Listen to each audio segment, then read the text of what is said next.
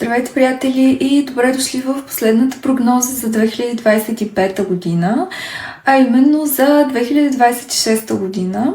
Това ще бъде обща прогноза, ще отговаря за всички ни на глобално ниво. Енергията на 2026 година е единица от 10. Получава се, като се съберат числата 2 плюс 0 плюс 2 плюс 6, получаваме 10, което представлява ето тази енергия на колелото на съдбата. И точно тук се разкрива истинската сила на 2026 година, защото годината няма да бъде просто някакво тихо ново начало, а ще бъде година на съдбовни промени. Защото колелото на съдбата носи именно това. Това е година на началото на нещо ново. Преход от старото към новото, година на революция, на нов етап в живота на цялото човечество, буквално, и всеки от нас. И именно през тази година е много важно да направите своите най-важни и най-осъзнати избори за 9 години напред. Защото това, което започнем през тази година, ще се отразява през следващите 9 години и ще бъде дългосрочно. 2026 година носи със себе си едно много по-дълбоко значение, отколкото ние виждаме на повърхността. Това ще бъде година на моменти, които идват внезапно в живота ни, без предупреждение, и обаче пренареждат пътя ни по начин, по който днес дори не можем да си представим. Защото колелото на съдбата е архетип на неочакваното движение, на рязкото движение. И през 2026 година много хора ще усетят точно това, че животът им се завърта. За някой ще бъде нагоре, за други ще бъде надолу. Но промяната ще бъде категорична. Това е година, в която ще се отключват врати, които дълго са били затворени за някой от вас, възможности, които досега не са били достъпни за вас и изведнъж ще започнат да се появяват. Но трябва да знаете, че няма да бъдат подарък. Колелото дава шанс само на тези, които са готови да се движат. Тоест на смелите и на тези, които се изправят срещу страховете си. 2026 ще бъде година на съдбовни срещи също така. Хора ще се появяват в живота ни и ще го променят. Ще има разговори, които да обърнат посоката, случайни запознанства, които да се окажат връзка за цял живот. Работни предложения също така ще се наблюдават, които да пренаписват нашето бъдеще. И това, което наричаме случайност, през 2026 година ще си бъде чиста съдба. На колективно ниво 2026 ще донесе огромни обрати, защото колелото на съдбата е година на кармата. Тя връща онова, което сме създали преди. Например, хора, които са се трудили честно и са вървели по своя път, могат да получат необясним подем в живота си, да получат шансове, които са очаквали, успех, любов, издигане, а други, които са живели в застой, в компромис или страх до момента, могат да почувстват, че животът сякаш ги избутва от там, където са в момента. Това не е случайно, защото колелото на съдбата просто ги поставя на своя път, там където е тяхното предназначение. Тази година ще изпълни живота ни с усещане за повече ускорение. Например, случки, които обикновено се случват за месеци, ще се случват буквално за дни. Решения, които са отлагани с години, изведнъж ще изглеждат буквално неизбежни. Дори ще се питате как е възможно това да се случи толкова бързо. 2026 ще бъде годината, в която маските ще паднат и истината ще излезе наяве. Хората ще разбират кой е техния път, кои са техните хора и кои са местата, в които повече не могат да стоят. Както казах, през тази година ще наблюдаваме ускорение на всички процеси, затова не е добре да се страхувате, че нещо ще се проточи, нещо ще се забави.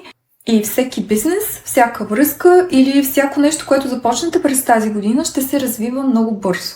Защото животът се завърта, за да те върне на истинския ти път.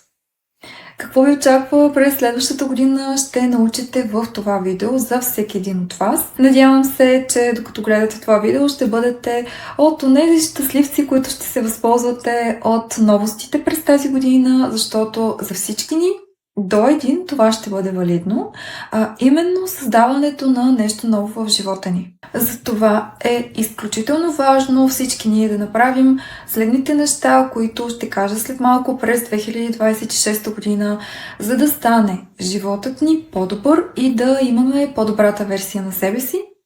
Затова запишете си следните важни точки за себе си и не ги пропускайте.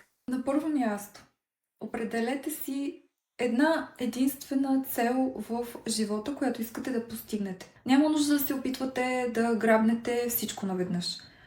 Имам предвид, че вие трябва да имате една единствена цел, т.е. от точка А, как да стигнете до точка Б. И къде искате да бъдете след 9 години от живота си. Представете си това. Много е важно да имате конкретна цел. На второ място, важно е също така да опитате нещо ново в своя живот през тази година. Дали ще бъде започване на нов бизнес, нова посока, нещо за което сте си мечтали и мислили дълго време.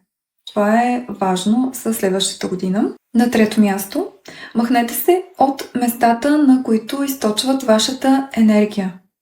Например, последните дни на декември е много важно време за завършване и приключване на стари неща от 9 годишния минал цикъл, които не сте завършили още през тази година, но дори да гледате видеото през следващата година, все още имате време да го направите.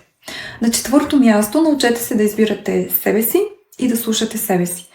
Ако вие отново започнете през следващата година задачи, с които не искате да се занимавате, то тогава, следващите 9 години от вашия живот, можете успешно да го съсипете и да бъде едно голямо разочарование за вас. Това е изключително важно през 2026 да вземете правилното решение и за това, за да го вземете, разбира се, е нужно да познавате себе си много добре, като най-бързият метод за себепознание, това е нумерологията. Затова напомням, че под това видео ще има линк за личен годишен нумерологичен анализ за 2026 година. Чрез този анализ вие получавате ясна карта, по която да се движите и да изживеете по възможно най-правилния начин 2026 година.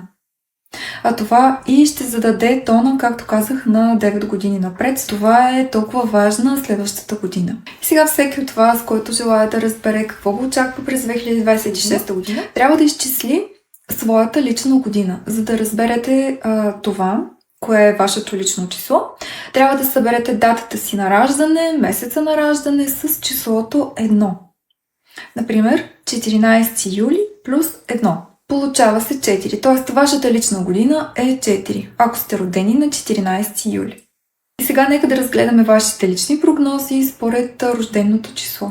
И така, ако получите единица за вашата следваща година, това ще бъде за вас най-щастливата ви година от всичките предишни 9 такива. Вие ще се почувствате на абсолютно друго ниво на живота си, защото единицата е началото на нещо ново. И е много важно да казвате да на всичко, което следва през следващата година, без значение какво идва. Дали си мислите дори, че е някаква глупост, пробвайте го, съгласете се, експериментирайте и не се страхувайте. Много е важно дори да се доверите на хората и на Вселената, на Бог, буквално. Какво имам предвид? Когато се откажете от нещо, това означава, че във вас има недоверие или отсъствие на желание, разбира се.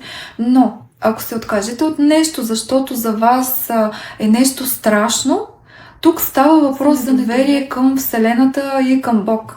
И ако вие сте година 1 и нямате доверие, не трябва да се отказвате. Трябва да се доверите и в никакъв случай да не действате заради страха си, а въпреки страха. Трябва да се движите и да се променяте. Това не означава обаче сами да инициирате действията, а да изчакате предложение или знак от света и Вселената да отговорите. Това е много важно за числото 1. Ако получите числото 2, това за вас е година за връзки, за комуникация и отношения. Често жените намират своите половинки през тази година, забременяват също. Това е всичко това, което се отнася до семейството, до рода, до създаване на семейство и връзка. Тази енергия е на двойката. Предизвикателството за вас ще бъде дали можете да не изгубите себе си в тези отношения. Защото числото 2 е това, което ви кара да не виждате себе си без другия човек до вас. Тоест, аз не мога да живея без другия. Но това всъщност е грешка, ако го направите, защото колкото повече ценности имате вътре във вас, колкото по-самодостатъчни сте през следващата година, толкова по-уважавани от вашата половинка ще бъдете. И толкова по-голяма вероятност ще има да създадете здраво семейство.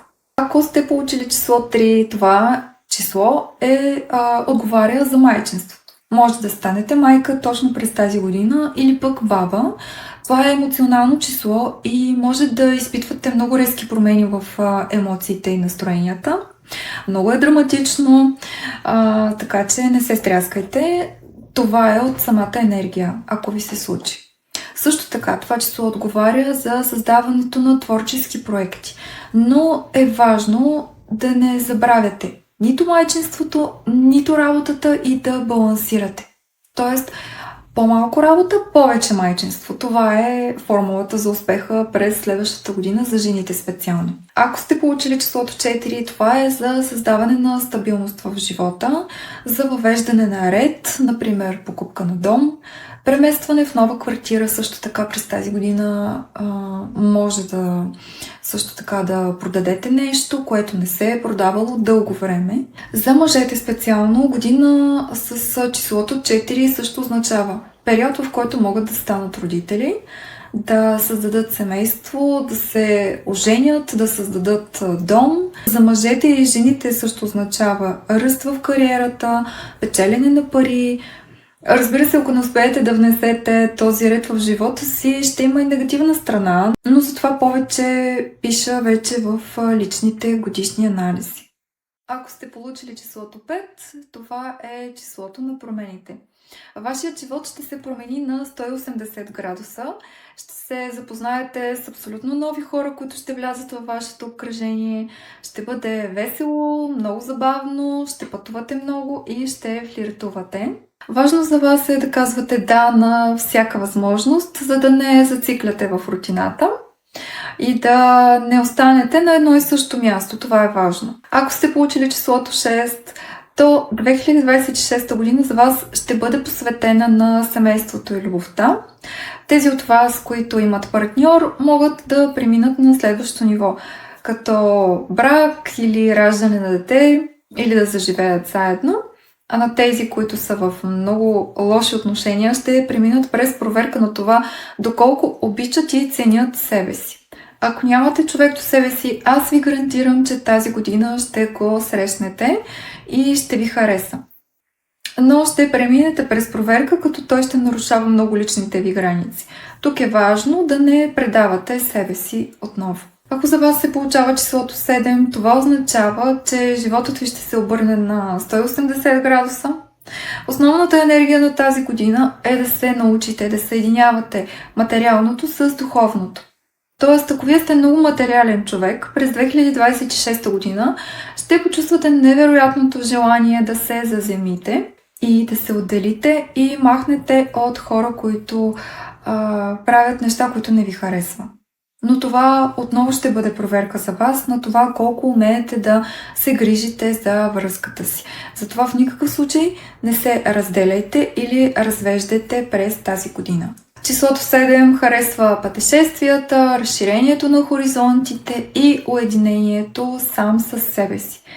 За вас е важно да забавите темпото, ако преди това сте работили много.